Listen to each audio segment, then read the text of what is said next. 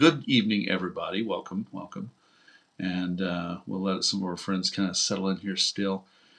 Got two articles out today, both of which I worked on for quite some time, meaning for several years, one of which I worked on for many, many, many years. That's the one I just popped out. And then the Reckoning of JD Vance going on last night, just as I was going to sleep, came out this quote that he was particularly proud of basically sabotaging the aid for Ukraine. I still have messages from friends that say they don't know we're live. Hold on, bear with me. We want to not get too far ahead of ourselves with me and my attitude problem. So bear with me as we go to the toxic platform that it is and let people know that we are on this healthier platform, healthier for now. Also, I can tell you we have some guests coming up. Working on scheduling right now for the next few days. We won't have Sean and I for Thursday night, but we will have a really good guest here as soon as I get some confirmation to announce to you. Someone says, I am on X, I love this. I am surprised that your post is not getting more engagement. But then again, I'm not. Yeah, because I'm being silenced on that fucking platform of Elon Musk. I have 20,000 followers. I've been on there a long time, and I literally watched the algorithm go down quite a bit. It's and I'm a science guy with computers. I've been on computers since 1980. I used to be able to write assembly language. You don't want me writing assembly language now because nothing would work. But I kind of get how the machine works. I've been in the web business for 27 years. And so it's a thing. Hold on, let me get this information out. Also, after I put out the post last night, in fact, here's the announcement right now. I've already put the article out for the Oath Keepers article on X, and it simply might as well have never been even fucking published. And I have tried to remind people that it's not necessarily because of topic. Let's see here. Going live to discuss this article and others. See ya soon. Also, on the end of URLs, I wish these platforms would stop tagging on this extra garbage that we don't necessarily need inside the link that says that we use an iPhone and we did all these other things. Because if you ever see some of your links that you're sharing, take a look at what's at the end of those links. Take a look at this like string of data that's on there, and I'll give you the example. I'll do it again here. Let me read the link. So the link for our live space is an example. If you don't know this problem, it's not necessarily a problem, but the link for this broadcast right now is more properly https open.substack.com/live-stream /165775.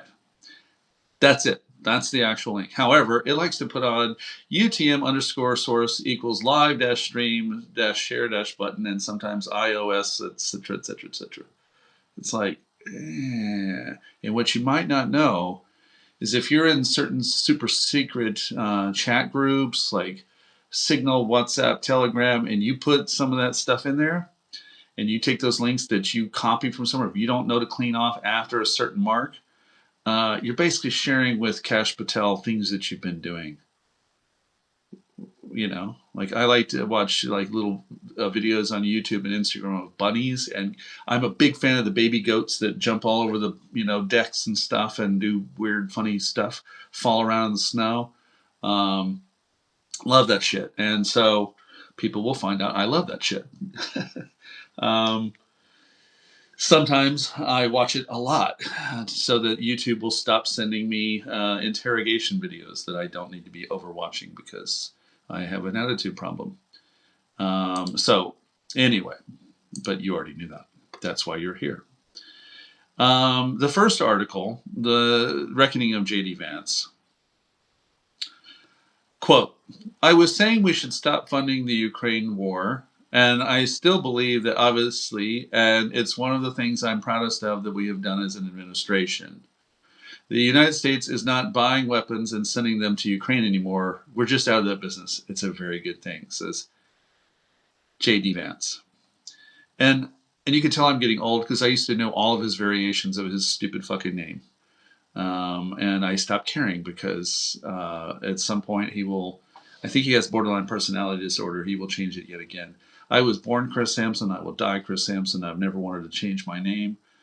Even when I ran into other Chris Sampsons, I am who I am. And in fact, I am, if you haven't paid attention to the Substack account, I'm literally the Chris Sampson. I own chrissampson.com. So all my rival Chris Sampsons, cool.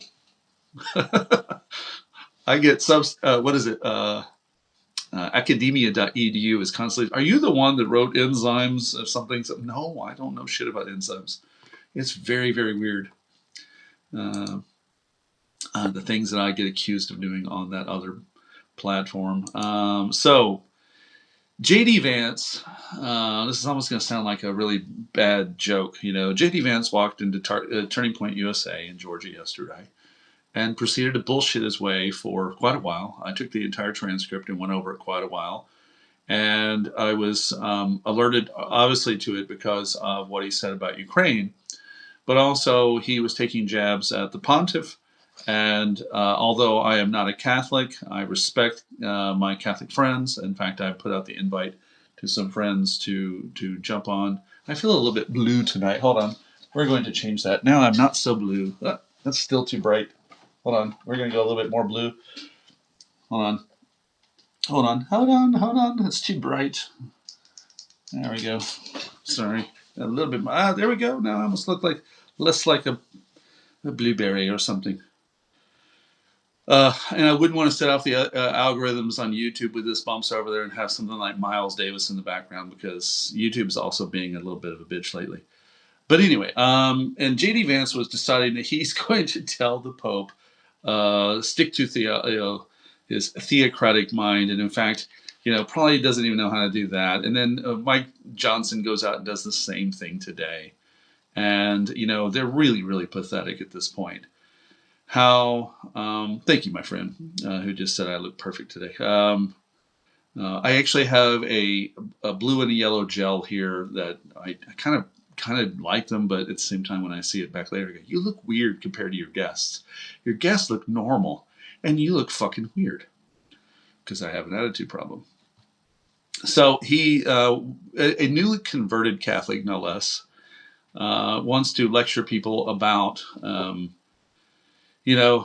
how to defend in one breath and then not allowing to Ukraine to defend in another. And the source of the article really has less to do with what he said last night than I've been sitting on a transcript from a very weird Twitter Spaces that he had back in February 2024 hosted by David Sachs with Elon Musk, JD Vance, Ron Johnson, Mike Lee, and Vivek Ramaswamy. And by the way, Vivek Ramaswamy and others like you, I told you have a racist party, so when you suddenly say, hey, happy Diwali, and everyone gets on your ass, like, I'm the tabla player. I could have told you a long time that you got some racist friends. So anyway, I find it interesting when some of the people. I'm never really surprised to find hyper-conservative Indians because I know the Indian community, and I also know that there's parts of the world that the only way you get over here is if you come from the wealthy class. So when we were listening to that space back then, 2 years ago, over 2 years ago now, it's amazing how time flies. They were piling on the bullshit high. So I went through and picked apart his floor speech on the Senate, his claims in the space. I left out some of the others because I'm not going to deal with David Sachs, who's a fucking nobody idiot. And I really didn't deal with the moronic robot Elon Musk because he's an idiot. And although Elon Musk has power through being essentially the wealthiest guy on the planet besides Vladimir Putin, he's not in office, and therefore, there's only so much we're going to do. But plus, he will change his mind, at any moment because he has mental health breakdown issues or whatever's wrong with him. But JD Vance in particular is very, very, very, very loony. 1 minute, I've got a very important message that we want to know about. Let's see here. Bear with me. This is good stuff. And let's see. Hold on. You'll like this, I think, if we can get this to work out. Talking with a potential guest we may have on in the near future.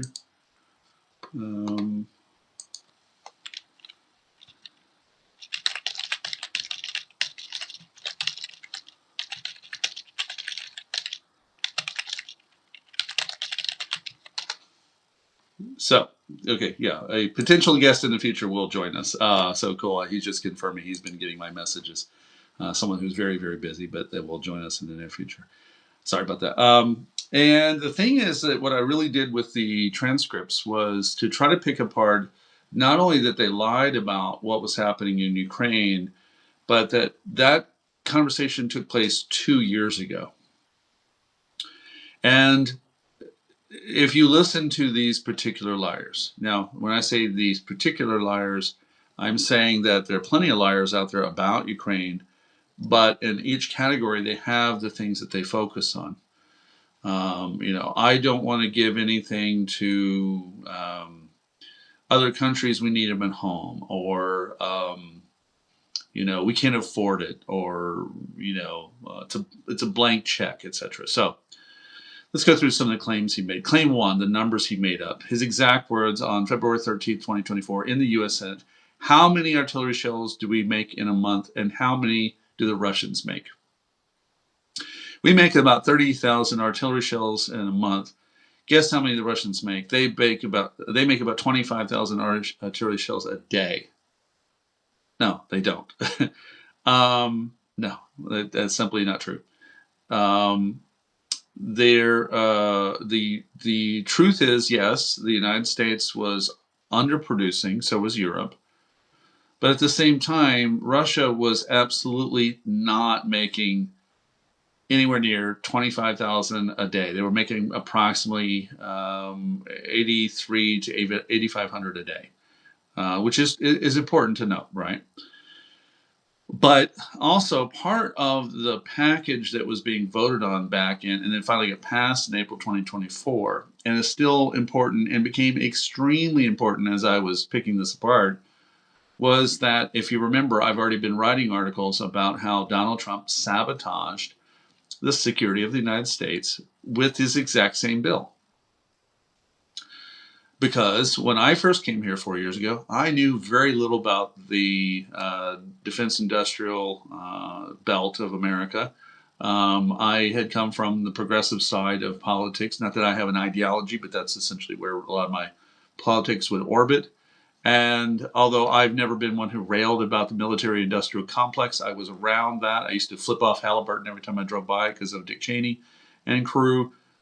But as a martial artist, I strongly believe that a healthy relationship with the understanding of your weapons is important. So I've always emphasized more about what people do and then why they do it. So raw weapons profiteering, it kind of depends. Like, none of that language made sense to me if it was just in the abstract, because it's not like anyone could really ever prove to me that the reason why we went to Iraq was so that Lockheed Martin would make more money.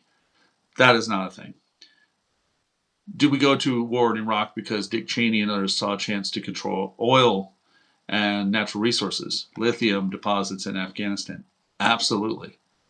Not only do I suspect that, I can prove it. I had really seen that there was a conflation of reasons that, not the publicly stated reasons, the lies, or even the twists of the truth, but that there were various ways in which they view the world that are well cemented in their rhetoric, their justifications, the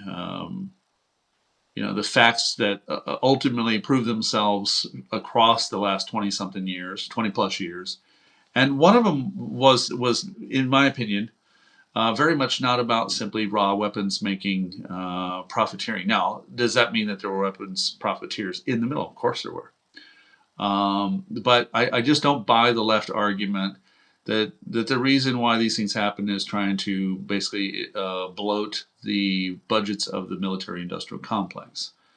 I think that that's a portion to talk about, a portion of concern, and you can mitigate it by just being responsible about what you're exactly talking about. But now I can't. Now I don't think I could ever go back to that thought. At the same time, I had views about why certain representatives and senators voted for or against various funding, like John Boehner had a tank factory, Bernie Sanders and others had weapons factories in their districts and purview, and so sometimes I felt I would say the Pentagon even said they held on to funding that was antiquated from that point of view at that time. The problem is now I live in Ukraine for over 4 years, and I love the idea of having a tank factory making shit that can defend against Russians. I love this idea.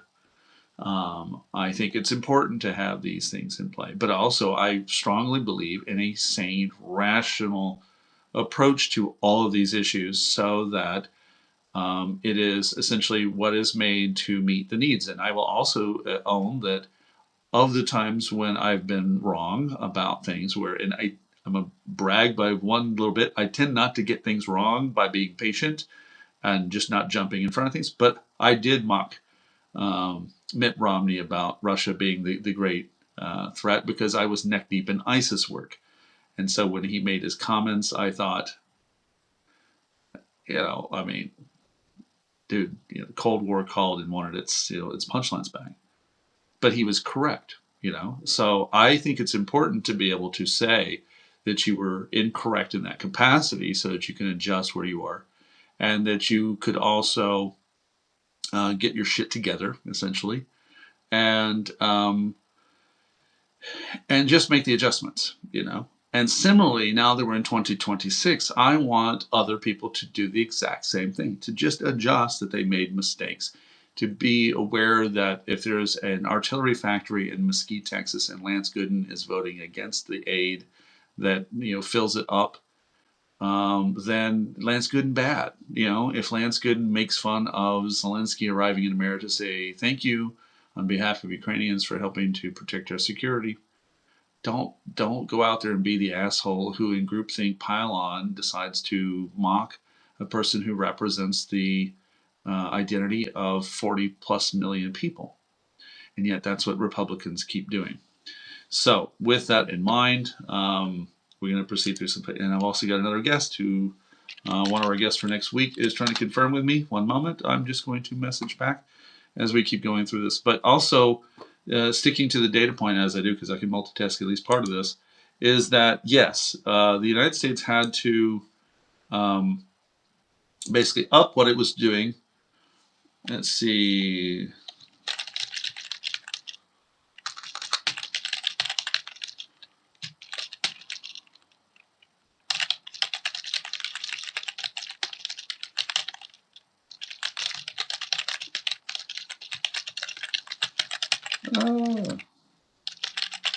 Got a great guest for you guys next week, so I'll keep it to you a little bit.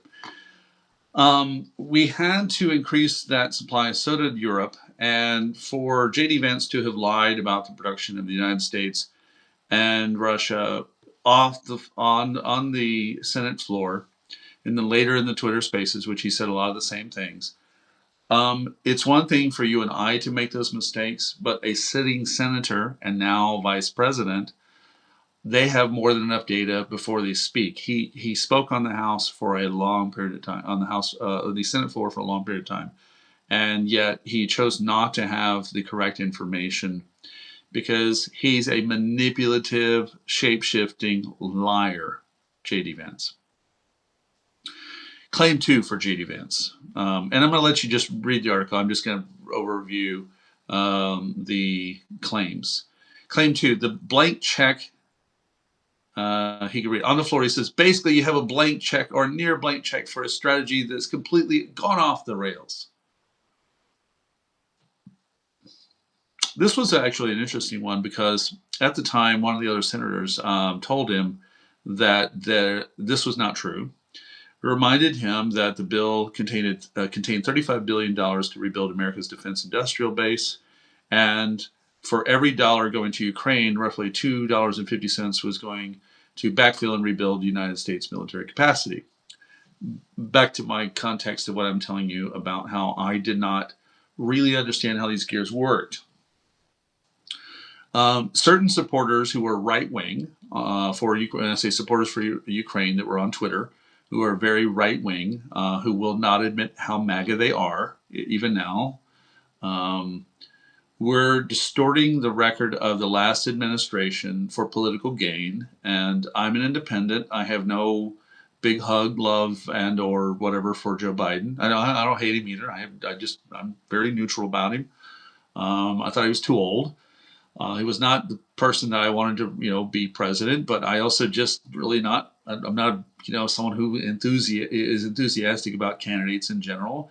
I am always more about that the population has to do all the change, not these symbolic leaders that go up to D.C. If you haven't made the change in between your ears and behind your eyes and in your heart, we're still fucked. No matter what they do in D.C. It's so much more organic than that for me. So. But I can spot a liar when they start saying things like when Biden got down to essentially the last money in the coffer to pay for what's called the Presidential Drawdown Authority, the PDA, which is essentially gear that's off the shelf of the U.S. military arsenal, the expiring munitions or long guns that we can spare, etc. PDA covers that, whereas USAI covers future builds, essentially the rebuild of the like PAC-3 missiles, etc. I kind of at least understood one thing, which was way before I dissected all of the weapons systems that were coming in and how it came together. I knew from being a manager in my 20s across multiple stores, and including when I was way too young to have a lot of stores under my belt. I also had a band house for 7 years. And as the head of the band house, I knew what happened when people didn't come up with their money. That meant that $200 or $300 in my pocket that was possibly going to replace an amplifier or something else, I suddenly couldn't spend it because I didn't know if Jackass A was going to come up with their rent or Jackass B was going to suddenly move out.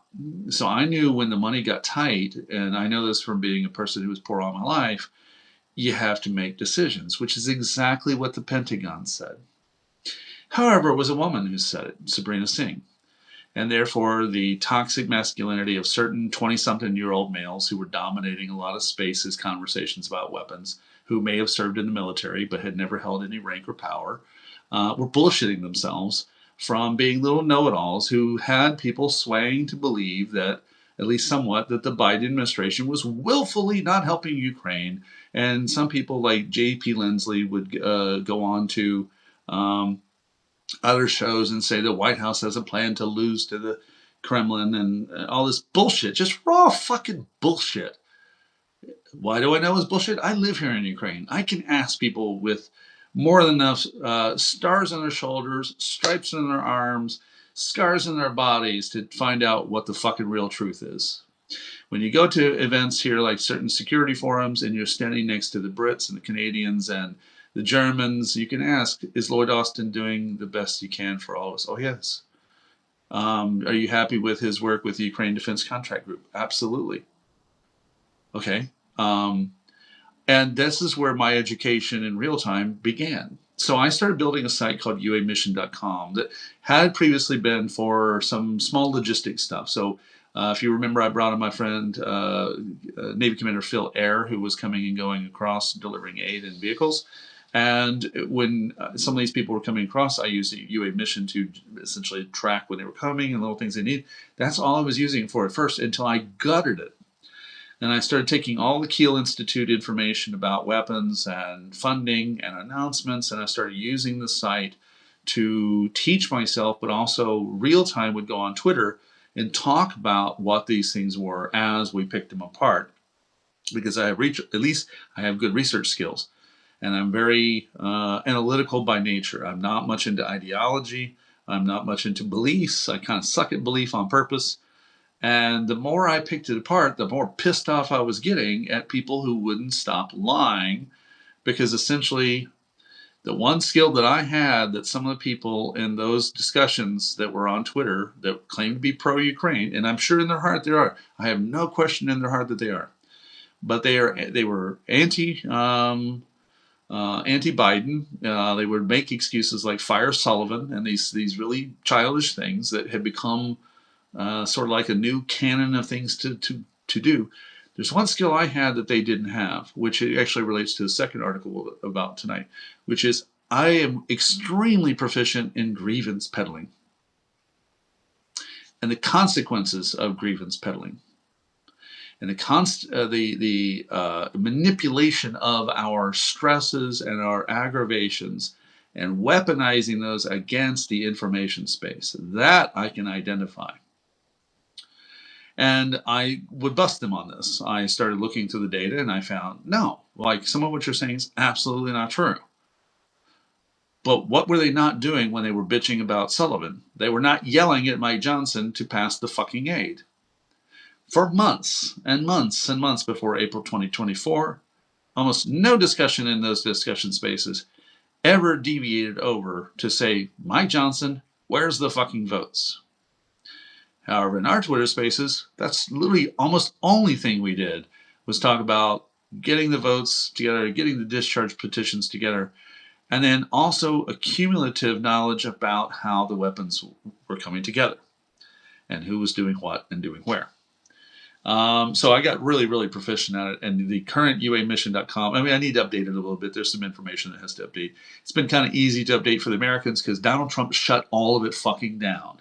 And there were some of those people who absolutely told you, they promised you, okay, like Sarah Ashton Carrillo, okay, literally went up and posted, Donald Trump is going to be so great. Ukrainians are going to be just saying thank you, thank you, thank you, because Sarah had decided that Joe Biden had failed. Okay. And it doesn't mean I don't have criticisms of the Biden administration. But I don't know a single Ukrainian who will say, thank you, Donald Trump. Thank you for holding back all the aid. Thank you for holding back the intelligence. Thank you for insulting Zelensky. Thank you for basically throwing out the red carpet to Putin. These people who said this shit can go fuck themselves, frankly. Because I knew from 2019 what Donald J. Trump was going to do to Ukraine. And it's not a partisan thing. It's a factual reality thing. He is a lying, manipulative crime boss. And these people are lying to themselves when they don't tell you that, you know, essentially that they had ample opportunity to be essentially independent. And, you know, one of them goes out and tries to rebrand himself now. There's a space on Twitter under a guy named David DeMauro, goes by the name Secret Squirrel, who brings in, 400 or 500 listeners. Maybe they're bots. I don't know. Some people claim they are. I don't really care. What I care is that he lies, and he lies in favor of a certain political agenda. And then now he pretends like he never had those views. And what he did was actually he lied to people. Said, I wasn't a journalist. I wasn't really here doing anything. I'm partying in Ukraine. No, I've never had time to party in Ukraine. I live in a war, and I live in a real war. Okay. 1400, in fact, what day are we on? Hold on. I'll tell you. We are currently, for me, 1465 days of full-scale war, 1511 of full-scale war for Ukrainians. So I always take minus 46, and that's where I'm at. And what's the problem with some partisans is they can't recognize when you're truly an independent, when you basically do not have a favorite in either camp. Now, you may despise one more than the other, but I despise the Republican Party because of what the Republican Party is doing, not conservatives. I have a lot of conservatives I'm, in fact, a little bit protective of, in the sense of as people. Their right to have an opposing view, and we discussed this when we had Steve Hassan on the other night, that I've I had a very, very, very, or I should say, formerly very, very, very right wing person who is now very much not in that camp anymore at all.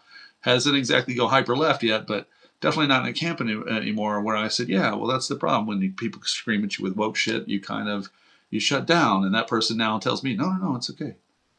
Uh, um, uh, okay, I think somewhere in the middle we're right, but I don't. Hold on, what's vibrating? Hard drives.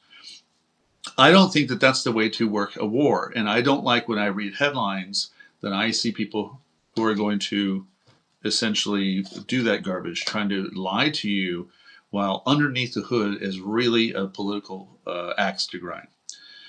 Same thing like saying that Obama only did this or Obama only did that. If you don't understand the time period of 2014, there are a lot of complexities about Ukraine, the decisions at the time, that although same thing, I had criticisms, but my criticism had to be revisited. I too believed certain things of what happened 12 years ago, and having done the research extensively for the last 2.5 years to really rebuild what I know of what I thought I knew versus what I actually do know now, and including the fact that I live here in Ukraine, so I can ask people who were directly affected by those decisions. I know that, for instance, the army had been gutted by Yanukovych, that the military here not only had been gutted and completely disassembled and corrupted, but the weapons making that had been really, although antiquated and rusted in 2010, had been sold out by the Yanukovych administration. And that's not something I knew years ago when I had a pillows and blankets mentality about Obama as well. Similarly, I always thought Obama basically was part of the reason why the red line in Syria had occurred the way it had. And in fact, I didn't know because I'd forgotten or just was busy looking at something else that he turned around and put it to a vote in the Congress, and the Congress blinked. And why does that matter? Because there are times where when I'm watching that information, if I forget the other parts of it, then I too buy into a phenomenon that I'm trying to constantly remind you guys to really, really pay attention to in yourselves and collectively with our friends, which is that for every Adam Kinzinger and the late John McCain, Mike McCall, sorry, not the ambassador, but the representatives, who, Tillis or Don Bacon is a great example. Do they represent the party? No. I proved using the GOP card, what is it, the GOP report card, I think was what it was called. I proved back then that the Republicans had gone 51% against aid. I broke down the votes of all the pro-Ukraine or support Ukraine bills and found 51% of the Republicans repeatedly voted against it. And that included a certain percentage in the Senate. And then I suspected there had to have been the votes with the squad, as we would call it, the ones who had like Rashida Tlaib, that I just knew, well, they're not going to vote for this because there's Israel aid. They did vote for it. So one of the reasons why I strongly advocate for an analysis point of view in life instead of an ideological, partisan-driven, partisan. I'm a big fan of partisan warfare, so let me watch those two words. But partisan, politics is that it distorts how you read what's in front of you. So always go back and reevaluate what the voting records are in these cases, and it's very clear that we had liars, manipulators, and thieves in the mix who were lying to us as supporters. And again, I promise you they would pass a polygraph as people who believe that they're supporting Ukraine. But their words sabotage the effort. So, back to JD Vance. And welcome to people who are joining us a little in here. I see we got some more friends that are joining us. Good evening, good evening. Dobry večer. Chris Sampson here in Kiev. Glad to have you here. So, claim 3 from JD Couchfucker Vance.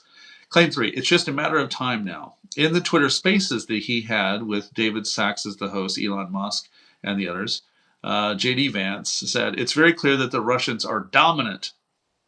They have a lot more soldiers. They have a lot more weapons. They have a lot more artillery. And they're going to win the war. It's just a matter of time.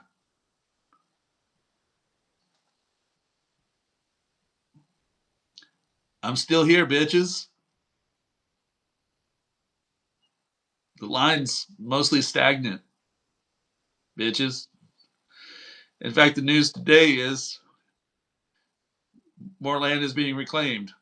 Now, it's a serious situation, okay? But you were wrong. You were very wrong. One of our viewers said, Slava Ukraini. Heroim slava i pizdets Rossiyской Federacji. Let me teach you this phrase. Slava Ukraini. Glory to Ukraine. Heroim slava. Glory to the heroes. I pizdets Rossiyской Federacji. And fuck the Russian Federation. Actually, in a more specific way, sort of means the Russian Federation's fucked. That's kind of the more proper way to do it. But anyway, so when you hear me say that, that's what that means. So anyway, thank you to our friend who will say Slava Ukraine with me. At the end, I'll tell you why I love Ukraine so much if we need to. But anyway, so this claim that from JD Vance in here, that it's very clear that the Russians are dominant. They've been piling up their dead fucking soldiers from the beginning. They didn't seize Kiev in 3 days. They didn't seize Kiev in a month. They haven't seized much more than what they had in the shock on the way in. They have basically eroded their entire country's weapons and military and the institutional knowledge on the front. They're killing their own guys. How do you know? Well, because Donald Trump can't stop crying about the dead Russians.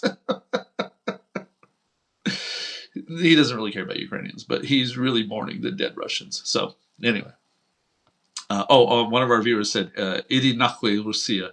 That means go jump on a dick, by the way, if you don't know what Idi nachui means. So thanks to one of our guests for saying Idi nachui. I have a few shirts that say Idi nachui.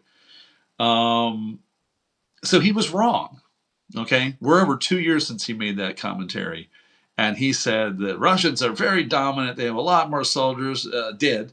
They have a lot more weapons expired, and they have a lot more artillery. Doesn't matter, FPVs. And they're going to win the war. They haven't won the war yet. But what you did in that rant was destroy more Ukrainian lives, waste more American resources, waste the thing, and also. The whole objective of Mike Johnson was to sabotage the security of the United States, Europe, and Ukraine to get Donald Trump back into office.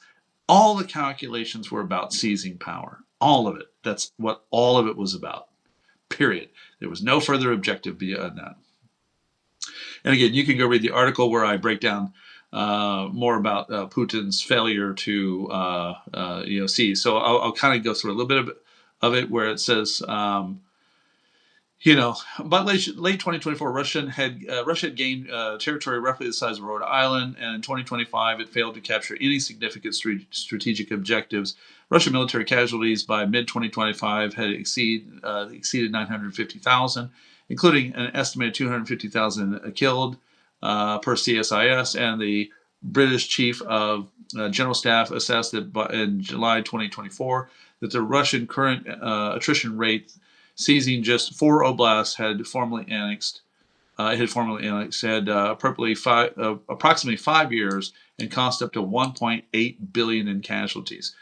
The fact that Putin refuses to call a additional mobilization at that time, etc. He's been burning out the existing soldiers. He's having to get convicts through Wagner.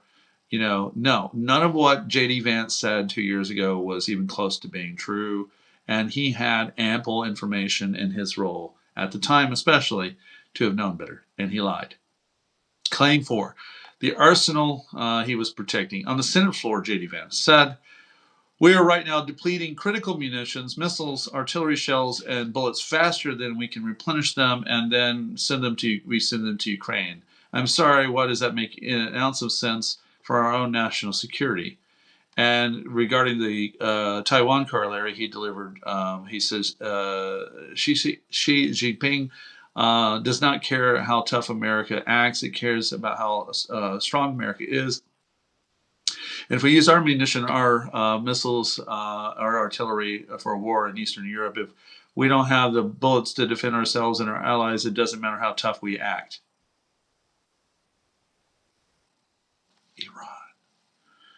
Anyway, but the whole point of those, in fact, I actually supplemented right after that section my article from a little over a month ago where I said how Donald Trump screwed the security of America and Ukraine to get back in office, only to insult Zelensky, blame Biden, and put America's allies in danger. Why?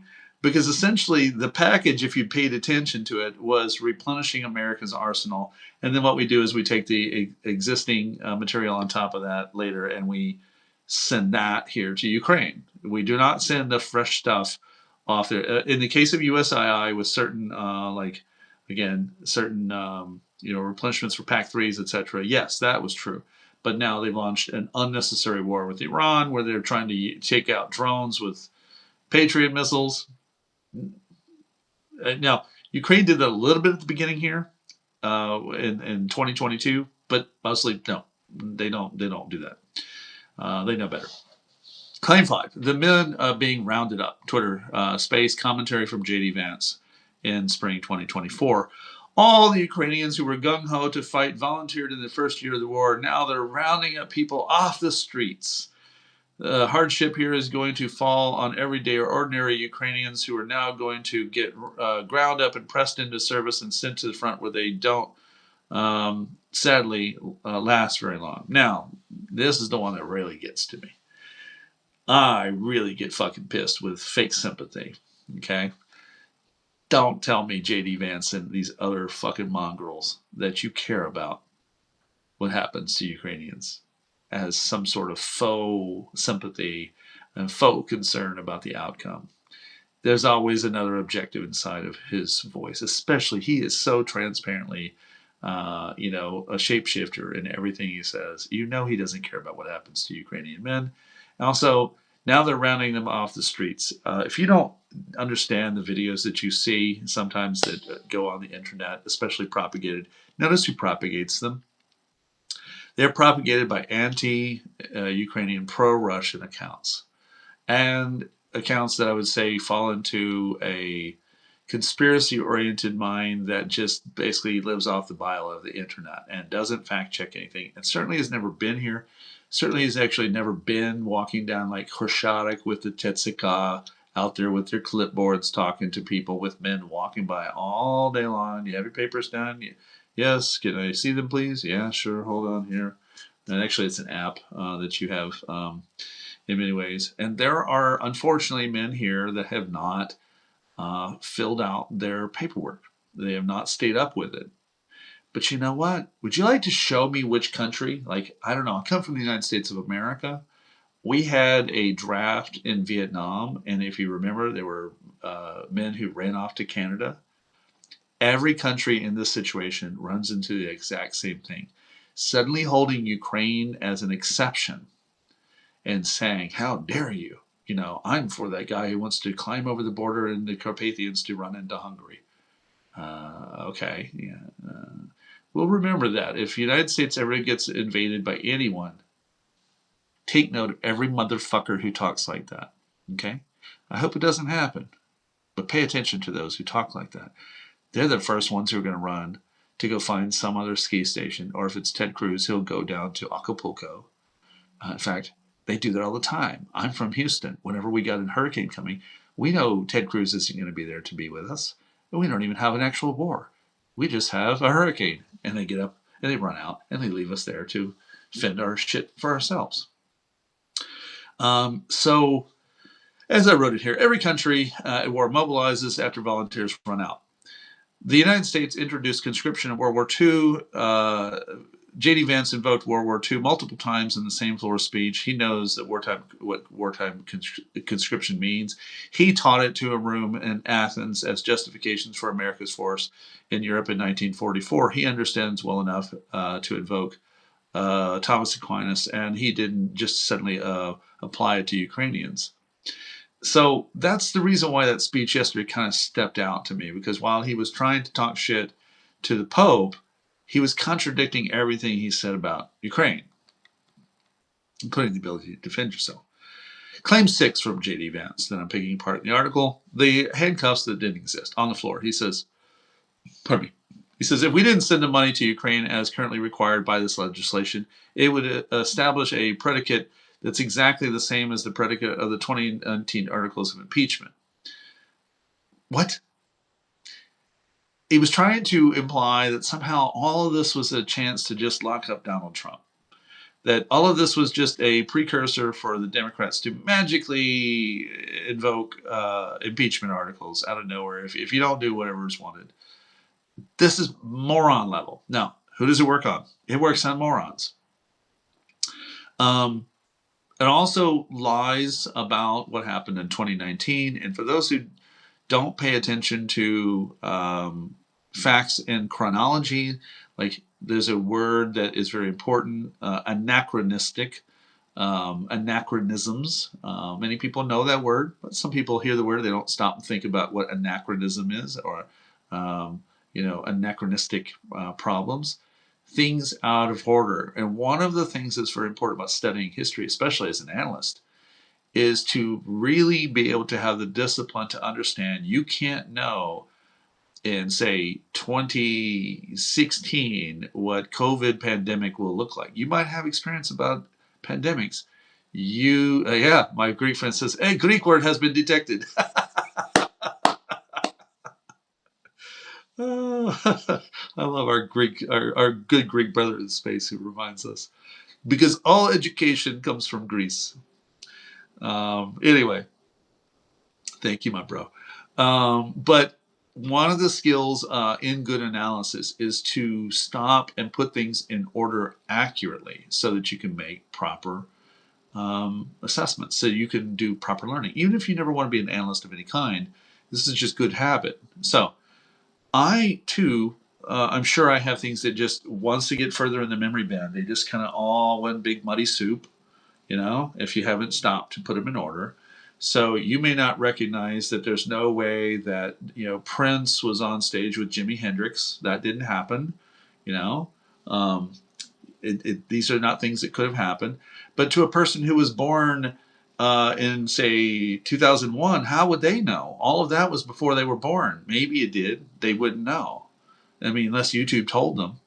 And we have people of that age, mind you, someone born in 2000 is now 26 years old. They're an adult.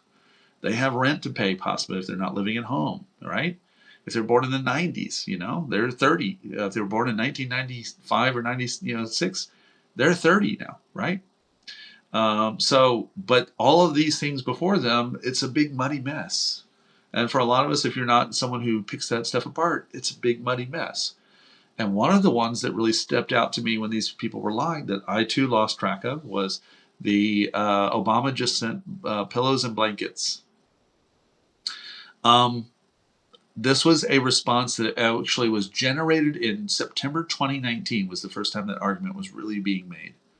It was being made because during the impeachment of Donald Trump, his allies trying to fog that he extorted the president of Ukraine using a real situation here of invasion, a real situation of people dying, extorted a president of Ukraine with aid as the dangle to do him a political favor to sabotage his opponent.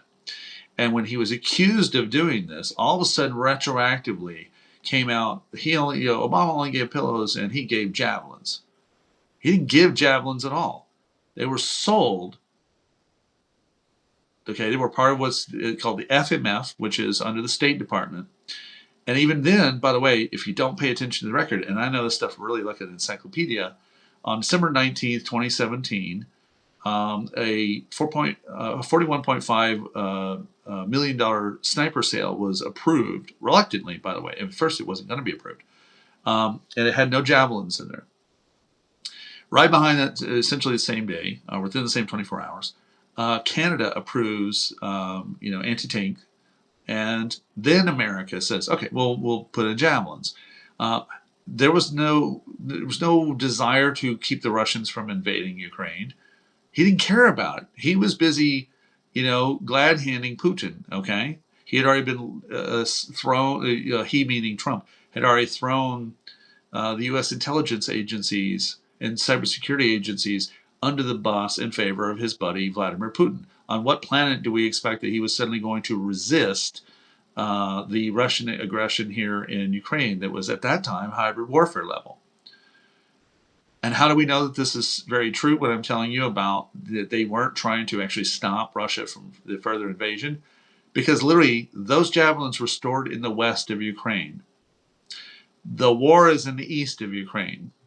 Those javelins did not see action in all those years. They were stored here, and the Pentagon under Donald Trump specifically went out and used the same language that the people I just criticized earlier, the pro-Trump lying supporters before Trump got back in office, had claimed all these different things about tough Trump. No, his guy sounded as bad as Jake Sullivan. The myth of Jake Sullivan.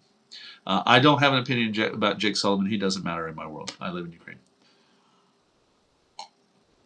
I've said before, if you don't like what Jake Sullivan did, the bill stops on Joe Biden's desk. That's my position. But the fact that you got to keep these parts in order is because whereas you may have a failure on the part of someone like the Democrats or Biden, is that you have a corruption, a certain type of corruption on the other side that makes it far more dangerous. And it's that danger that's at the height of what's wrong with the current war against Iran and the whole argument that I'm spelling out here in part one of the two parts that we'll talk about tonight, which is, part one is about the JD Vance bullshittery that he did it at the very empty event yesterday for Turning Points USA. Now let's go to claim 7, the deal that never was. Oh, this is a good one. In Twitter Spaces, JD Vance said for those who are joining a little bit late, thank you. Thank you for being here. I appreciate you being here. But what I'm doing is breaking down the JD Vance lies. All this you can read in my article, The Reckoning of JD Vance, that I put out today. So we're at claim 7. Claim 7, and this is a very common one. I've seen this a lot, and this is why I'm pretty good at this one. Russia was at the negotiating table in April 2022 when Blinken and Boris Johnson refused to negotiate with them. This is a good one. This is a very common one. For those who don't know this argument, please pay attention. This is a good one. All right. And same thing. If I'm real busy in studying war crimes or certain things, there's a lot of these things about it. I don't know. I gotta trust that very smart people in writing of certain magazine, like news magazines, are going to do a great job. And hopefully their name isn't Samuel Sharap, because that's one of the guys who can't get it right. Pardon me. And then on top of that, Ron Johnson extended in the same session, without correcting JD Vance, that one of the Ukrainian delegation leaders said that they had a deal, and then Boris Johnson flew into Kyiv, and all of a sudden the deal fell apart. Now, this is all bullshit. Okay. And actually, there's a few, like Samuel Sharap and Rodchenko, the Sharap-Rodchenko study showed that the actual draft text in the interviews of the participants at both times was very clear that there was actually no real deal, but they didn't really nail it as well as Daniel Zelensky. I don't know how to say his name. Szei. I wish, this is why I think that you can't take Cyrillic and write it. You can't take Cyrillic names like in Ukrainian and try to put them into the Latin alphabet. Otherwise, you wind up with Polish. No offense to our Polish friends, but Zeligowski, I think is his name, Daniel Zeligowski. He was a Polish analyst who was involved in those negotiations, and his thread broke it open for me perfectly because he was actually part of it, and he makes the case very clearly. The problem at hand in March 2022 was that everything that the Russians put on the table were maximalist agendas. Okay. Every part of it was basically robbing Ukraine of all of its sovereignty. You'll never be part of either NATO or any other security alliance, essentially meaning like you're basically a vassal state of the Russian Federation. All the stuff that you see in the demands coming out of Steve Witkoff's mouth, essentially. I can tell you one thing about Ukrainians. Ukrainians did not wake up and suddenly decide Boris Johnson was their new leader. Now, I will laugh with Luke Harding once said this. The great journalist, I love Luke Harding, said this to a crowd of Ukrainians. How many of you like Boris Johnson? Oh yeah. Okay, who was very unpopular in the UK. And he goes, I think that we could probably see that he would probably win an election against Zelensky, but part of it's because the rah-rah, like he just came here to Ukraine. Okay. But that does not really affect the problem with this, because what was really true is that the Ukrainians and the serious folks who were part of that discussion knew that every part of what Russia was demanding was all bullshit. And I break that down essentially with his draft. In fact, I already had his article. I never published that article about Daniel's assessment. So I had a very large file that I had built months ago, not only rebuilding what he said in the draft, but sort of extrapolating all the parts and putting it all back together. And so I was able to fuse part of that into this article. And I'll read the part that matters here. Ukraine maintained that the talks concerning its future Ukraine maintained the talks concerned its future status only. Russia maintained a comprehensive agreement covering all bilateral issues that was simultaneously on the table, and that the two parties at the same table negotiated in different treaties. On the territory, Ukraine's position was that territorial question had to be resolved before any neutrality arrangement could be even put into effect. Russia's position was that its troops would remain on Ukrainian soil until Ukraine fully implemented whatever it was agreed. Those positions were not distant from each other. They were structurally incompatible. The Russian draft was a maximalist surrender device. It was a detail that exposes everything. Russia's proposed security guarantee mechanisms. Let's not get into the Budapest Memorandum, which was signed with Russia, the UK, and the US.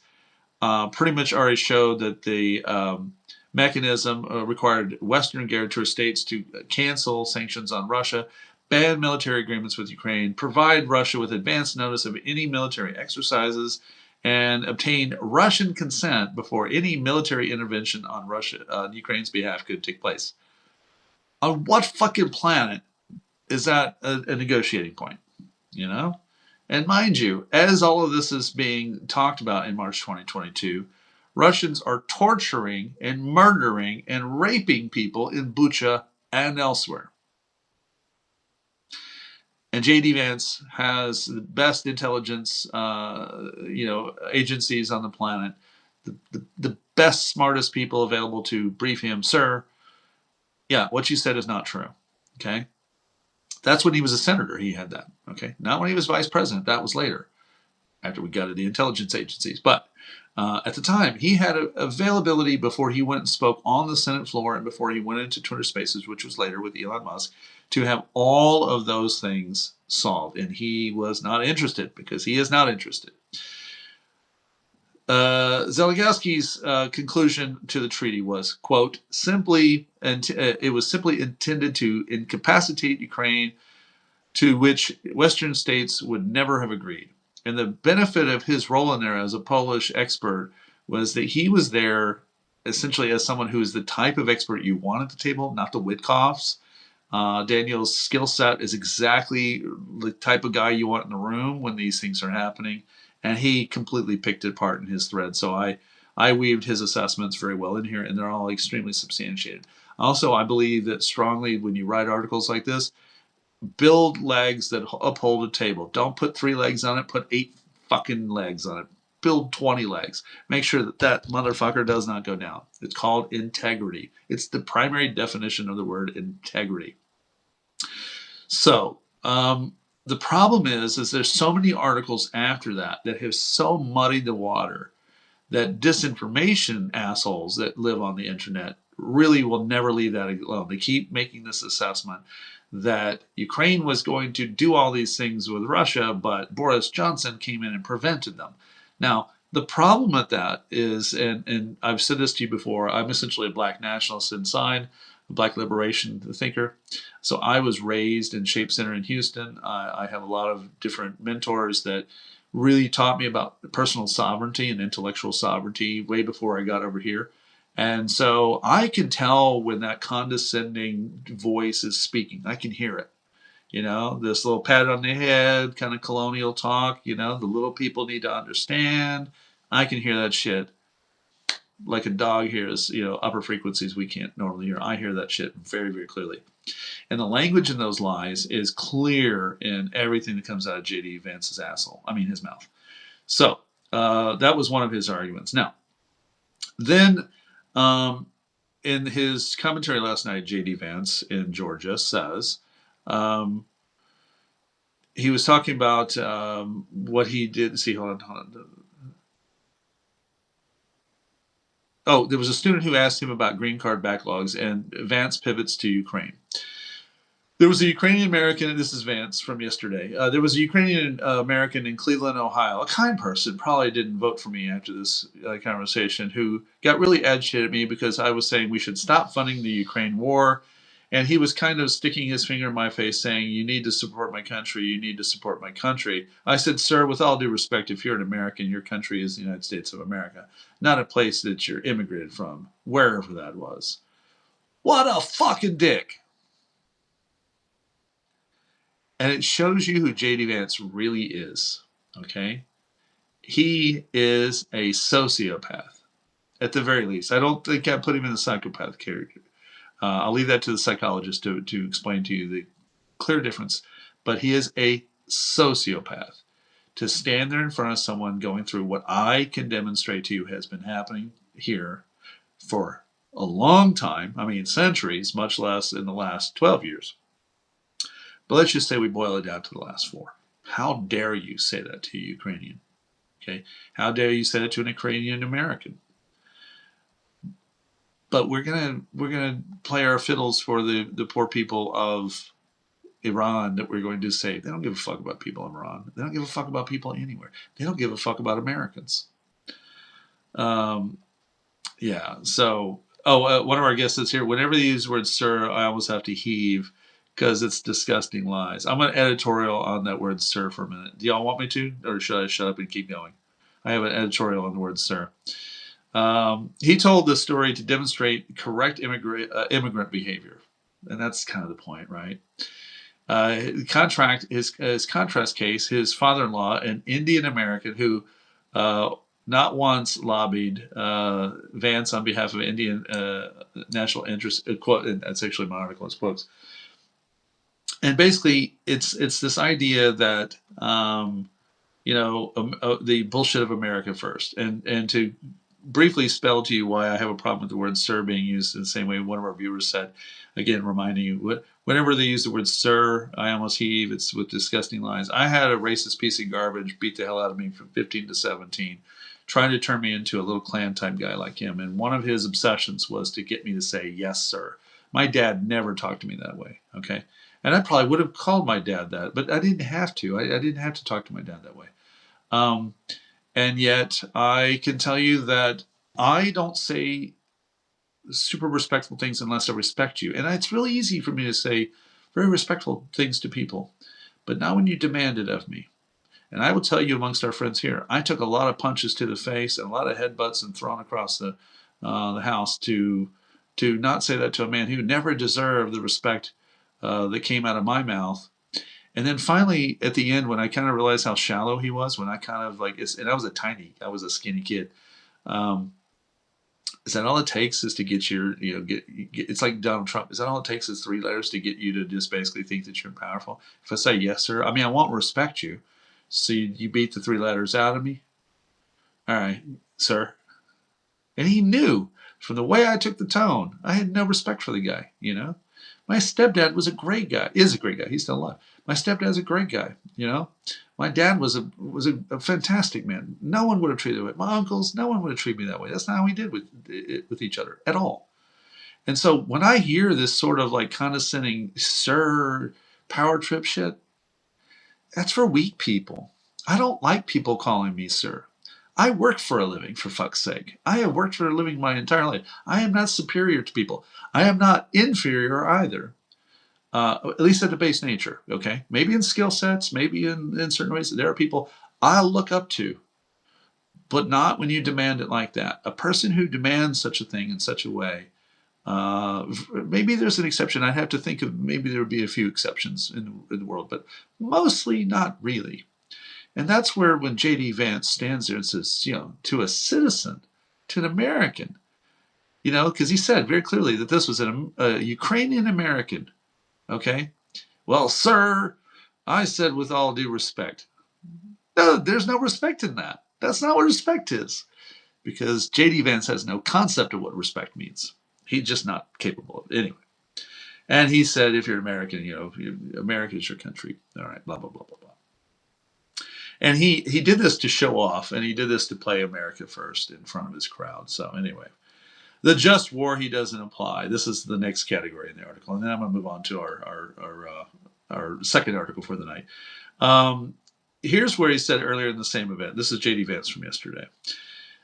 Was God on the side of the Americans? Remember, he's taking shots at the Pope, an American, no less.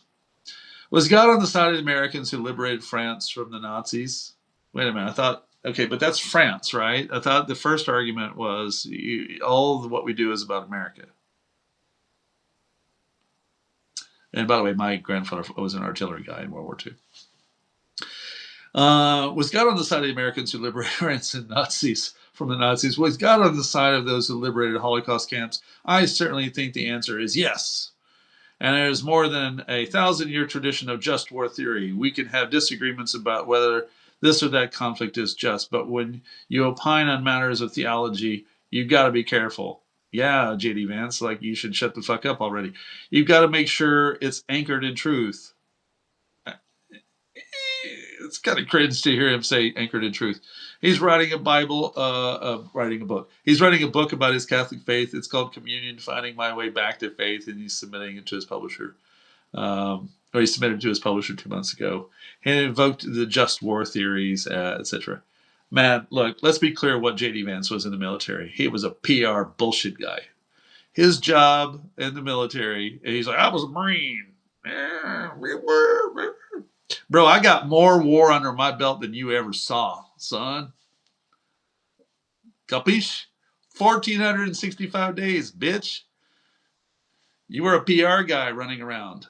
Okay? I have friends who are actual U.S. Marines who fucking fought. Okay?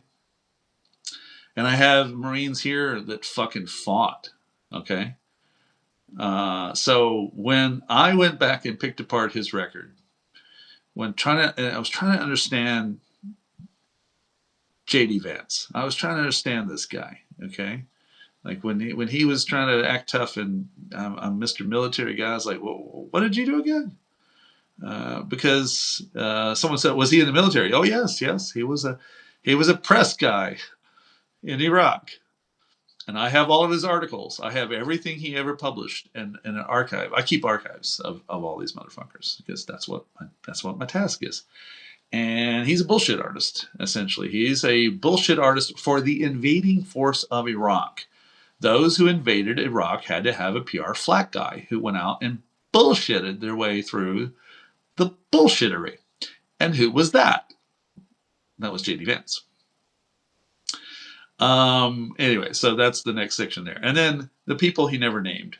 Neither on the Senate floor, nor the Twitter speech, nor in Athens event, what happens to the Ukrainian civilians when the weapons stopped and the air defense ran dry. Here's what happened. In 2025, at least 2,919 Ukrainian civilians were killed and 17,775 Ukrainians at least were injured, the deadliest year for non-combatants since 2022. The UN Human Rights Monitoring Mission said 31% higher than 2024, 70% higher than 2023. Russian drone and missiles attack in the first half of 2025 numbered 23,375. That's a 605% increase over the same period of the previous year. In Kiev, civilian deaths in the first 10 months of 2025 were nearly 4 times higher than those of 2024. Russia destroyed most of Ukraine's energy grid. Cities went without electricity and heat for weeks during the coldest winter in years. How do I know? I was here. Mechanism is not complicated. Air defense supplies run low, and I'm going to tell you flat out how many times I watched those drones and missiles come flying in here over our country, flying here over my position, no less, and there was nothing to fucking intercept it because of JD Vance, Mike Johnson, 51% of Republicans, Donald J. Trump. So that's the assessment. The accounting. He was wrong that Russia would win the war in a matter of time. The front has held. He was wrong that the bill was a blank check. $35 billion went to the American defense industrial base and into American pockets. He was wrong that Russia was making 25,000 shells a day. The actual figure was 8,000 to 12,000. He was wrong about the impeachment prediction that would happen if he didn't, over these votes. Trump stopped the weapons because he wanted to. No legal mechanism has ever been invoked. He was wrong that pulling American support would protect the arsenal. It was his own administration on January 2026 White House fact sheet says America still doesn't make enough to fill the gap. The supplemental he opposed was about closing those gaps. He was wrong that the Ukrainians did not want to fight. And by the way, when that finally passed, when that aid passed, one of my best friends, who was one of my news teammates here, joined the military. A lot of guys, the reason why they didn't want to join the military when they were avoiding service was because you don't want to run out there with something to defend yourself. He was lying when he presented the Istanbul talks as lost peace deal that Boris Johnson sabotaged. There was no such deal that existed. It was always wrong to begin with. He bragged about all of this, and in front of all the students, in front of a room that applauded, he got the war wrong. He bragged about the outcome. He invoked the just war theory to defend American soldiers liberating Holocaust camps, bragged about leaving Ukrainians in the face of documented campaign of civilian massacres, deportations, and infrastructure destruction without weapons to defend themselves. He told a Ukrainian-American his country was not his country, and that he told his story with visual pleasure as a lesson, as an example of the right way to think. He knew that Ukrainians were being ground up. He said so. He used this as a reason to cut the weapons that would help defend them. He stood in Athens, Georgia, 14 months after weapons were stopped and called it a very good thing, something he was proud of. Avdiivka fell right behind this. Avdiivka largely fell because of the lack of weapons to defend. And I was in Pokrovsk 2 years ago when I was with a small, it was an artillery team, but they had a drone unit. And I didn't say this at the time because I'm very OPSEC oriented, so I don't tell everything I know, but it was very disturbing to drive away and be talking with my friend who, because my Ukrainian was not great at the time, who said, his guys have to go out and be told, you have 7 rounds to fire today. So when I first came here, before the full-scale invasion started, and I was in Avdiivka, February 9th, 2022, the only thing that was being asked for was, could you just make sure we have the supplies to defend ourselves? They didn't ask for anyone to send any soldiers. They, in fact, said flat out, Sersky stood right in front of us. Pavliuk stood right in front of us. Hannah Mailer stood right in front of us and clearly said, we're not asking you to come fight our fight. We just want the ability to defend ourselves. And that's all that's been asked. So that's the summary of the article that you can read. And there's a lot of stuff in the article. And you can use this. I try to rate these articles so when you go argue with certain people who want to bullshit their way through, that you have essentially weapons to break it apart. That's what I do, is I break these arguments apart. I try to really get into them. I'm very obsessed with, like I said, the intellectual integrity necessary to uphold your arguments. So sometimes, by the way, feedback from you, if there's some things that you didn't understand in the article, if I didn't elucidate it, if it's foggy or something, please let me know. And there's always sources at the bottom. So the next time one of the pro supporter people, like I had, I'm not going to name who it was, literally who sent me 24 articles in January and would not reboost the 5 that I sent that person, who says, well, this article is not even sourced. Yeah, they are sourced. This one has 28 source links in the bottom. And sometimes I don't have the sources at the bottom because mostly it's out of one document. But in this case, plenty of sources there to back up those assessments, and I always make sure you have that. So that's the Reckoning of JD Vance article that I put out today for you. A man who sabotaged both Ukraine and America, and he's proud of it. And let me remind again the quote that we had at the beginning, now that we're at the end of that portion of what our discussion is before we talk about the next section, which is, as he said yesterday, I was saying we should stop funding the Ukraine war, and I still believe that obviously it's one of the things I'm proudest that we've done as an administration. The United States is not buying weapons and sending them to Ukraine anymore. JD Vance, go fuck yourself. Idi nachwi, suka. So that's article number 1. Also, before I pivot to article number 2 for the day, I did bust out one of a Smerdvoraham, says one of our viewers. Yes, death to Amy. There is one article I put out yesterday. I'm going to revisit here briefly because if you read the articles, would you mind pushing a little heart thing? I hate to sound like that guy on YouTube. I used to laugh at them, which is why I didn't do this video thing, but I think they have a point. I can see by the numbers that things get read. I don't see by the likes or the retweets or the reboosts or whatever you call them on here whether or not they got engaged. So maybe you read it, and if you don't push a thing on it, I don't know what you thought of it. I don't know. I'm neurotic. I'm fucking neurotic, and I have an attitude problem. So I'm going to go, they don't like what I'm writing. So let me go write another one. And I'm still going to write because essentially I have to keep getting the job. But if you wouldn't mind, if you happen to appreciate the article that's written, let me know. I'm not going to go in the same depth of this reading because I want to get to the second major article for today, but I did finish last night instead of going to bed after we broadcast for a while. I did finish my transcripts were done, so I was able to finish the portion that I needed, which is a very long, beautiful article, and I think it's beautiful because I enjoyed putting it together. I learned a lot doing the work. Easter 2026, the Sacred Traditions, the full story. And it was essentially a lot of the material I'd written about what happened on Sunday. But when I got the transcripts and I was able to go through, a lot of the things were said on speakers while I was filming. And if you watched my live stream or if you saw the video I put out yesterday, there's a lot of things being discussed. And a lot of it is the organizers talking to the crowd about what you see in the video. So when you see these people running around in circles on Easter, they're not just running around in circles. These are very old traditions, and they actually have meaning.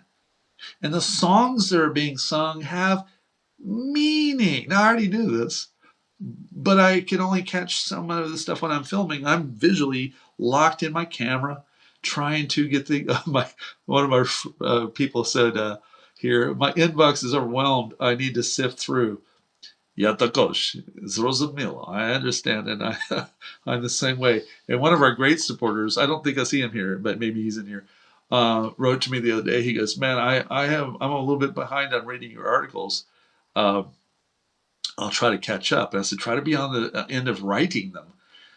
Ultimately, you get anywhere between 5,000 to 10,000 words out of these that require me to go through 100,000 words or more than 100,000 words to bring it down to the presentation for you, to get this to where it makes some sense. And I really try to cut out the redundancy so that there's not a lot in there. But I hope you'll read that article. I put it together for you guys to answer the questions because a lot of our viewers who are here say, I hear this song, but I don't know what the meaning of the song is. I hear the person talking and ambiently, and I don't know what that means. So I put a lot of that into this article where I broke apart essentially, one, the history of Christianity in Ukraine and why it's a very important part of what's happening. The fact that there were full-blown traditions in Christian churches and traditions here in Ukraine when Moscow was a fucking swamp. When there was no Russia, there was no Moscow. Now, this wasn't called Ukraine in those days. That's something that also would change later. But the traditions, the root of what is Ukrainian, was here, especially like at the filming that you saw on Sunday that I put together in the live stream and then the video that I put out. Essentially, Saint Sophia is the heart of it. So also in the article, you'll see some of the photos I've taken over the few years, and there's actually a few in here that I really enjoy, like, Saint Volodymyr over the Dnipro River. I love that photo. There's a lot of times I see that angle from different people, but this particular one I love because I just happened to catch it on a beautiful day with the sun. There's a lot of stuff in there. Some photos from the events, and of course I embedded the video that I made. Into the article, and you should be able to see it. A little bit of discussion about the music trio that you see in there and how that came to be, with the cymbalum, which is the hammer dulcimer, the violin, and the tambourine known as bouban. Why that? How long has that been a thing? Where do these things come from? Where do these traditions come from? What is being said in the background? And including some lyrics of the song. So when I got that transcript done, instead of going to bed last night, I finished working on that. And again, that article came out last night, but kind of didn't get as much oomph yet. Now, let me get to the last article for tonight. And one of the things I'm going to do is I'm going to kind of preview this, because I think we're going to have a discussion in a couple of days with a great friend of mine, and I'll keep that quiet, so pay attention to the timeline. And you'll know, I know you'll be here. If you see that we're going live, you'll come here. But the Oath Keepers and the Proud Boys have somehow been able to get the Department of Justice to try to vacate their convictions. So that's the article tonight. The shock troops and the crime boss. Trump wants to make their crimes disappear. Here's what they want to hide. Now, I'm not going to read through the article like I did with the other one. You pretty much know the case. But I will tell you this. I pivoted over to the right-wing extreme of America when Charlottesville was coming. Literally almost right before it happened. I was head deep into ISIS work and related groups, Ansar al-Sharia, etc. Down in the gears. I was in Google Drive stealing their materials. I was mapping them out. Already putting books out. All this stuff. The Trump Russia era was coming out, and then a friend of mine says, "Are you ready for Charlottesville?" I said, "What's Charlottesville?" Literally, I said it. I found out the hard way. And then as it evolved, as we got closer and closer and closer to the election in 2020, I was really neck deep in some of these groups, but also in particular is that in 2018, when the midterms came, and I was in Florida, I'm from Texas, lived in Texas all my life. I was in Florida, and 2 days after the election, the midterms had passed. I want to say that was November 8th, 2018, if I remember correctly. If someone wants to double check, that's fine. But 5 Proud Boys came out after 45 people had a protest, and we were down to 5. And one of them shoulder bumped me, which normally gets your ass knocked out. But you also have to remember sometimes before knocking someone the fuck upside the head that if you've got 4 or 5 people who are vulnerable, you need to put them first. You need to get them out of harm's way. And that's what the decision had to be, which is to get the people who were the remaining people out of the way. Police had already left the scene and gone about what they were doing. However, I was able to get a film of the 5 guys out there, ran them through the system, got 3 of the 5 identified, because my friends and I are really good at our fucking skills. And then I went out on Saturday in this November 2018, and I photographed hundreds of people that were at the Broward County re-election count, or the election count, with DeSantis and oh my God, I know the other candidate's name. Anyway, someone throw it in the nest here, or throw it in a commentary. Who was he running against anyway? And the fact that we had QAnon, it's the first time I'd seen a QAnon shirt. It was first time I had seen Ali Alexander in person.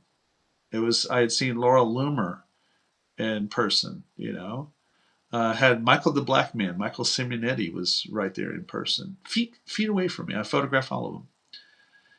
And I kept tracking them, and I kept getting further into their systems, further into their telegrams, into some of their forums, using some different online social engineering skills. I never break into anything. I never break the law to get into systems.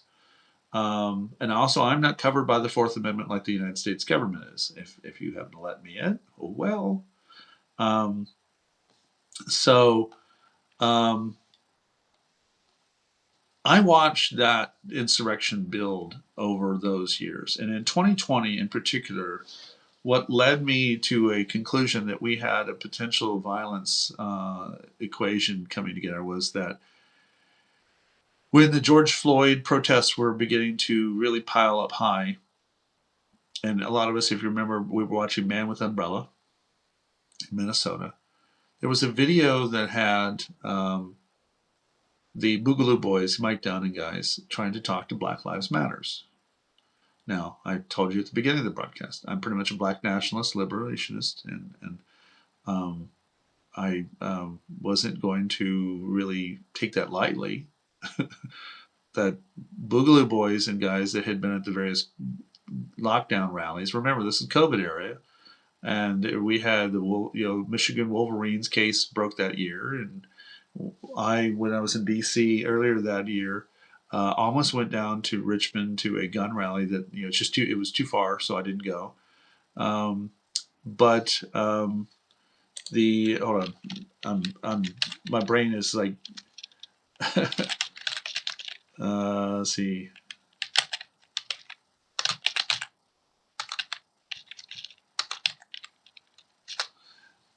Let's see. That was. I feel so stupid, but I know the other guy, Andrew Gillum. Sorry, Andrew Gillum is the other guy. Anyway, he wound up having a scandal. Sorry, I had to get that out of. Thank you.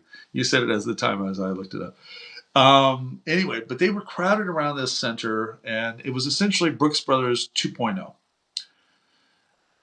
Because a guy there named Jacob Engel from Orlando, who was hanging out with Proud Boys, at the order of Roger Stone, and Roger Stone, you can sue me all you want. I'll kick your ass in court on this one because he specifically told Laura Loomer right in fucking front of me that you told him to muster these guys up to do that.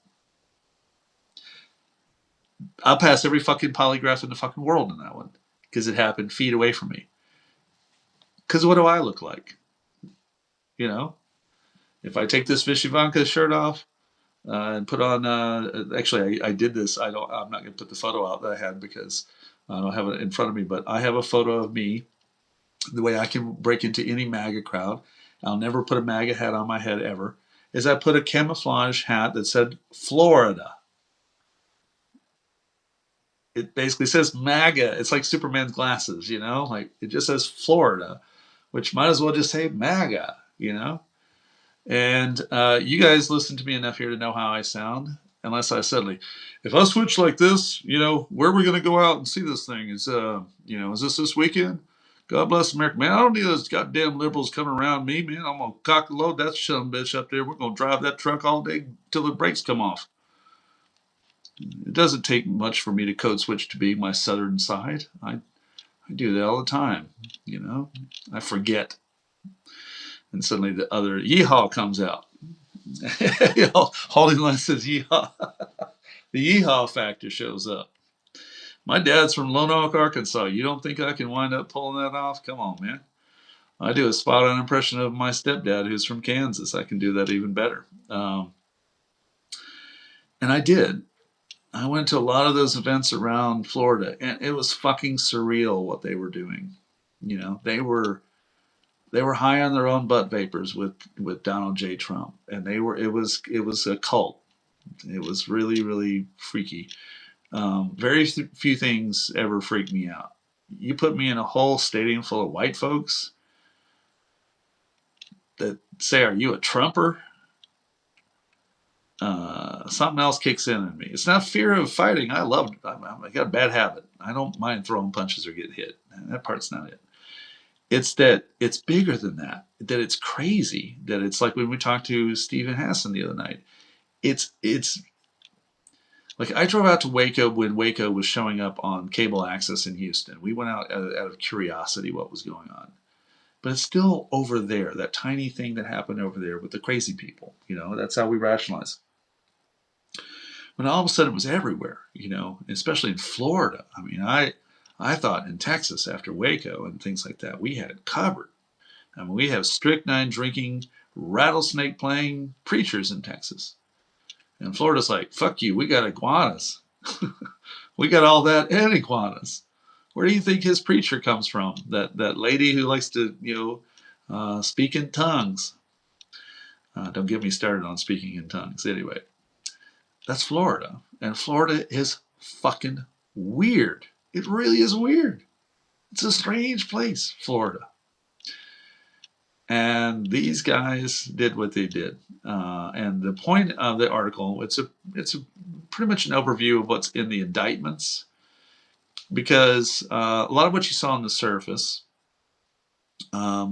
is out there and known. Yes, we know that they launched an insurrection, but in the indictments, you see them using signal chats, both Proud Boys and Oath Keepers.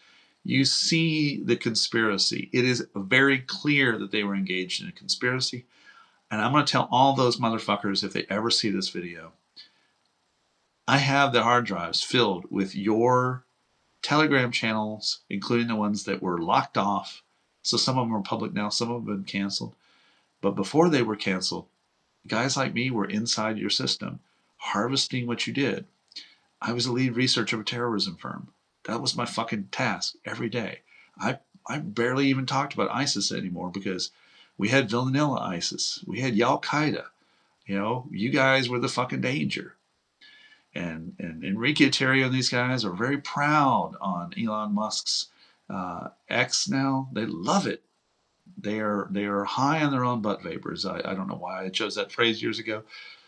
It's a phrase, forgive me if you don't like that phrase, it just seems to tell me who they are. I call them butt sniffers like dogs, because that's what they are. They come up, like, for instance, when Keith Burwell got in my face at that election center, and then very quickly was shown, that is not a wise move, friend. I am not your friend. You can back the fuck off, okay? I will fuck up your fucking life. And he walked back to his people after I told him, yeah, you're Keith Burwell, that's Jonathan Pearson, and I don't remember the other names because I don't have it fresh in my head. I had everything written up on him before he walked up in my face. I had his criminal record. I had all, like, a lot of them are like stupid public, intoxication type records of assault or something, but I had all those things. That was the whole point when we photograph them. I don't care that people have different views. I almost don't care that people edgelord online. I care that you're going to enact violence on other people. That's what the job of a counterterrorist researcher is who's the one that's trying to do something. And more importantly, can you detect the dog that isn't barking? The one that is the more dangerous one. Years ago, when we had a loose pit bull issue in my neighborhood, there was only one dog that was a little different than the others that was a regular problem. And that dog never showed fear. Whereas the other ones with just a little bit of, they'd kind of, they'd blink, they check themselves. This one just look at you like, huh? And I know enough about how this works that he's different. He has to be handled differently. And similarly in these extremist groups, this is what I've warned people who loved edgelording, and I have a lot of people I've known over the years who, kind of got a little close to that side. A lot of them come back. They've turned on Donald Trump now, but some of them they go, oh, I'm just having fun. It's harmless, and they're right. Actually, in a way, it's not harmless, but they are not out to do anything except for yuck, yuck, yuck. And I said this about the guy in Sitka, Alaska, I told you guys about the other night, who was online, Joe Biden, you're going to take my guns, and all this crazy shit. I did determine he himself was not going to be the one who goes out and does it. But next to him is someone who will. And I have a long chronology of different cases that have, before Jan 6 even, and after, of exactly the type of guys, and boogaloo boys, and military extremists, who have gone out to exact violence. And the point of the article in the Shock Troops and the Crime Boss that I just put out tonight is that the Oath Keepers are a criminal organization that are now having Jeannie Pirro go out and remove an existing conviction They want to vacate the conviction. Now, the good news is the court has not ruled as of today. The court has the ball in hand, and there is plenty of case law. And I'm not a lawyer, but I know how to read a lot of law. I've had to do it for a lot of the work I've done. There's certain areas I'm pretty good at it without being a lawyer. I know I know a lot of First Amendment press, First Amendment fighting words. You know, I'm very facile with Chaplinsky v. New Hampshire, Cohen v. California. A lot of these things because they affect the work I do. I was in radio. You learn a lot of like Pacifica, you know, FCC versus Pacifica, George Carlin's 7 Deadly Words. You learn a lot of shit, right? But in the case of this, I had to spend a lot of time on the article trying to like pick apart, you know, the type of examples in the past. Hold on, the screens are trying to turn off. Examples in the past where courts have been asked to basically forget that there was a prosecution. And there's certain avenues by which those exist. So we'll have to turn to people who've done that. And I hope my guest in a couple of days, pay attention to who will be later, I'll announce it here, can shine light on what that looks like. Because it is actually not a lot of law out there. There's nothing at this level. There is nothing at this case level. The fact that the Oath Keepers and Proud Boys want to, and I now have, and this is why the title is what it is, the shock troops and the crime boss. The fact that Donald J. Trump has a corrupt DOJ and is now trying to go to the courts to vacate his accomplices is a big fucking deal. If you followed me on Twitter, and if you ever came into our Twitter spaces, you know that I know Stewart Rhodes' son, Dakota Adams. Came on my show plenty of times. I wish him happy birthday all the time. He's a friend. Love him dearly.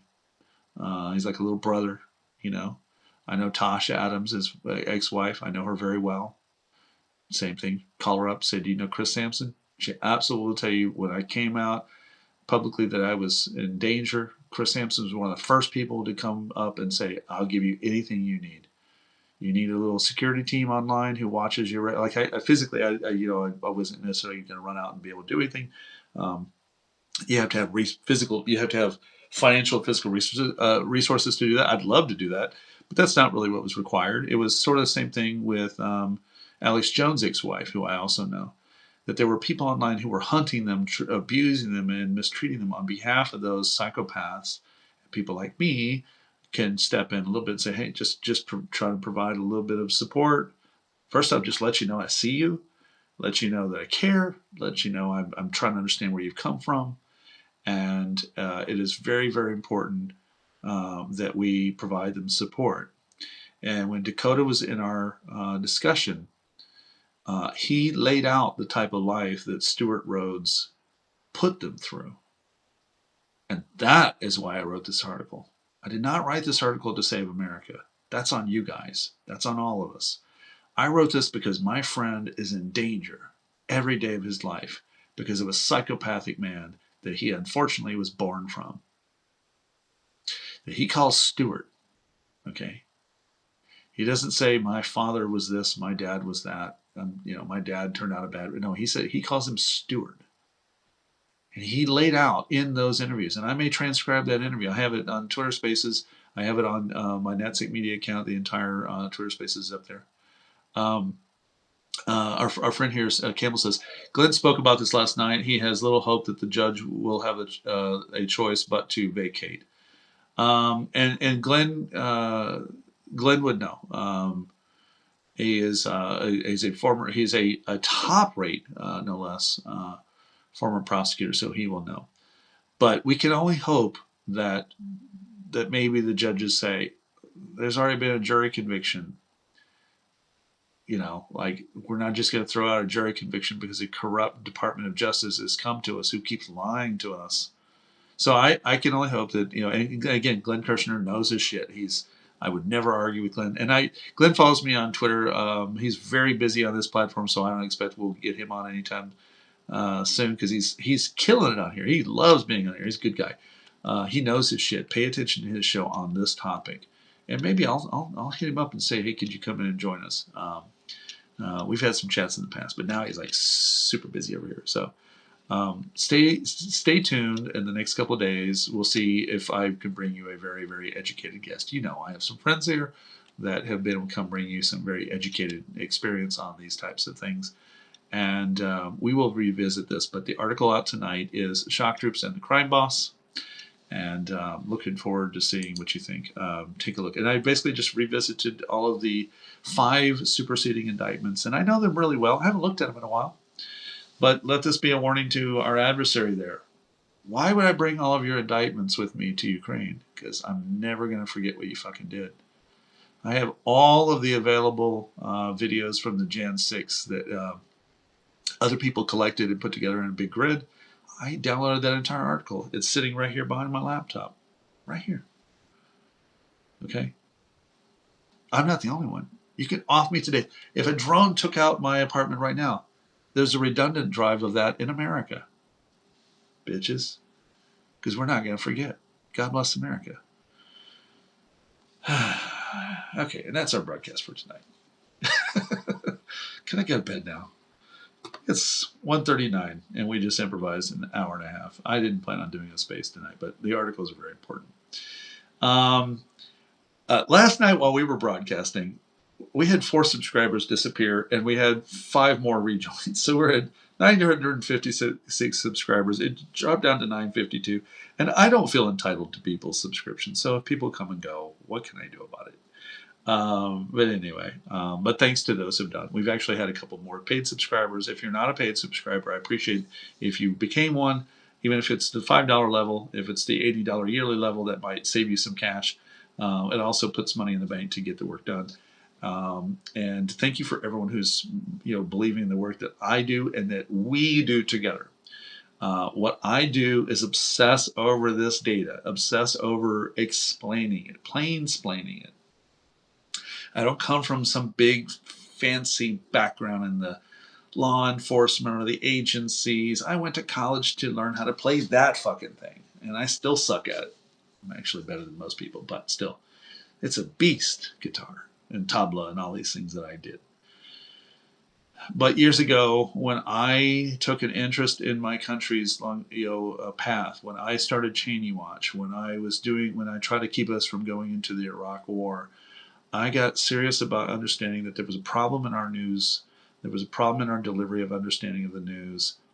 And more importantly, why I pivoted away from Cheney Watch into counterterrorism related to ISIS and Al-Qaeda was I can only point the finger at my administration for so long before I also have to point at the other enemies and say, hey, we got to understand who you are too. And we have to take action. And I shifted my life into counterterrorism work, which involved me in collecting, understanding, analyzing, and destroying the portals that were facilitating the advancement of the enemy's information sphere. And now I live in Ukraine for over 4 years where we do it at a whole nother level. There's a lot of things here I'm involved in that are very interesting. I'm the one that will be in the disinformation discussions with academics going, excuse me, how do we blow up the spigot instead of talking about fire hose effect? Can we just hit the... Because that's how I think. Anyway, so any chance you have deleted the Secret Service texts? I have the entire Epic server, by the way, when we talk about Oath Keepers. So I don't know if y'all know this before, because I was going to say that earlier, I forgot. So Oath Keepers had all their materials, memberships and payments and stubs, you name it. They had all that shit stored. And some really suave people at DDoS Secrets, etc., posted all those things online. One of the jobs that people like I do is collect that shit, store it, and redundancy. I have some files that sit online, and I learned this actually. I had to give a little credit to the completely horrible people at WikiLeaks, who I despise. But they once, and I even have all their files. They put out the insurance file one time as a 4 gig 7Z file. And I have that file. And they said, if anything ever happens to Julian Assange, we will release the password and we will let this be out. And So I have that file, by the way. But also the idea of making sure that you have all of that information collected and in redundancy is very important. And a lot of my friend circles are built with people who were doing that same work. I've gotten to know some very interesting people over the last decade. They were essentially doing the same things, especially, like I said, with Charlottesville. When that was coming, I was neck deep in ISIS stuff, which means my little pot of people who were into that was kind of small, not the biggest one.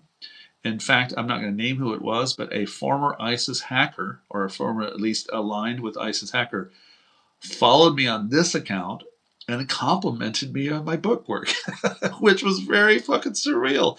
I'm sorry, you were doing what in which group? Wait, were you in this group or that group? Well, yeah, I was in that one, and they were. I think they were little. They knew I knew my shit when I could immediately name which hacker group they would have had to have been in. Um, and someone who made decisions when they were younger that were not good, and is working to change that, and now trying to work for the good of humanity.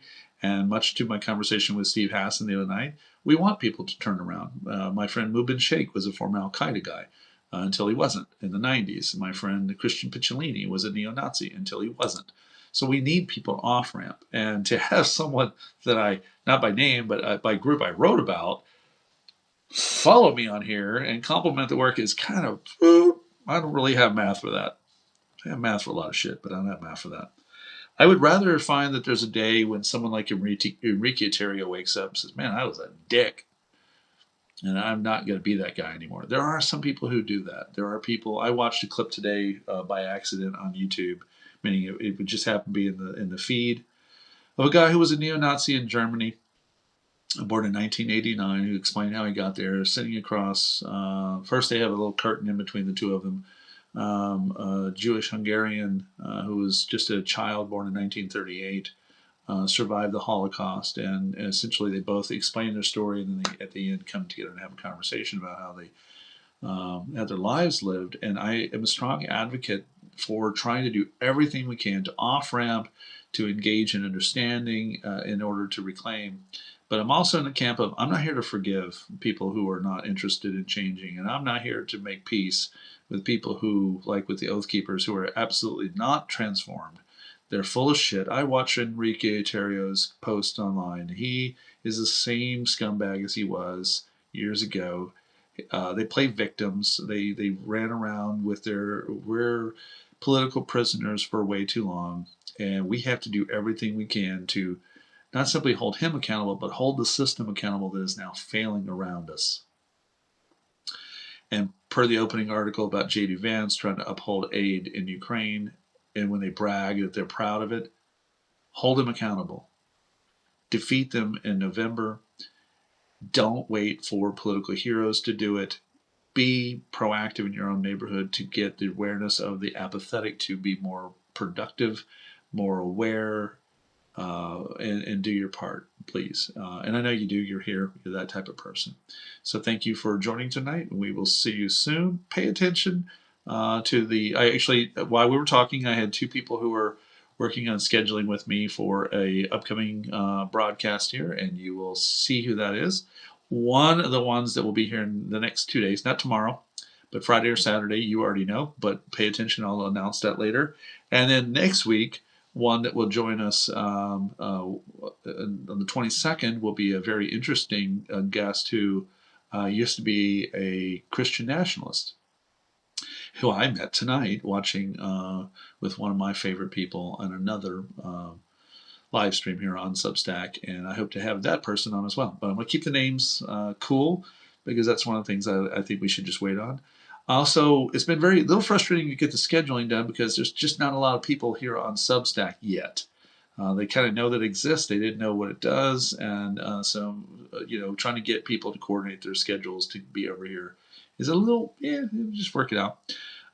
Sean will be traveling, so Friday's broadcast with Sean Penner will be probably just moved into the weekend a little bit when we find the timing. And until then, take care of yourself. Check out those articles.